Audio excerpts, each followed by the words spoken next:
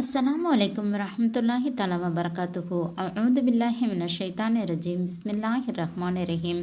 தொழுகையின் சிறப்புகள். உள்ளச்சத்துடன் தொழுபவர்களின் உயர்வு. நல்ல முறையில் உள்ளச்சத்துடன் தொழுபவர்களை பற்றி அல்லாஹ் குர்ஆனில் கீழ்க்கண்டவாறு கூறுகிறான்.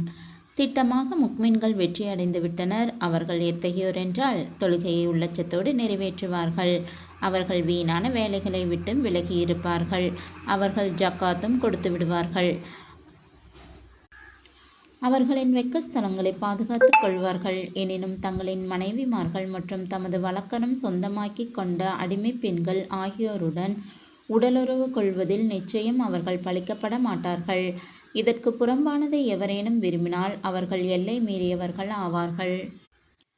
மேலும் முதலில் கூறப்பட்ட நல்லடியார்களான அவர்கள் தங்களிடம் ஒப்படைக்கப்பட்ட அமானித பொருள்களையும் வாக்குறுதிகளையும் பாதுகாப்பார்கள்.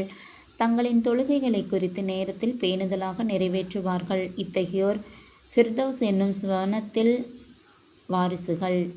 அவர்கள் அதில் நிரந்தரமாக தங்கிவிடுவார்கள். ஃபிர்தௌஸ் என்பது சுவர்க்கத்தின் மேலான ஒரு பகுதி. அங்கே சுவர்க்கத்தின் ஆறுகள் உற்பத்தியாகின்றன. அதன் மீதே அல்லாஹுவின் அர்ஷும் இருக்கின்றது. நீங்கள் சுவர்க்கத்தை அல்லாஹுவிடம் கேட்கும்போது ஃபிர்தௌஸையே கேளுங்கள் என்று ஒரு ஹதீஸில் அறிவிக்கப்பட்டுள்ளது. அஸ்ஸலாமு அலைக்கும் வரஹ்மத்துல்லாஹி தஆலா வபரகாத்துஹு.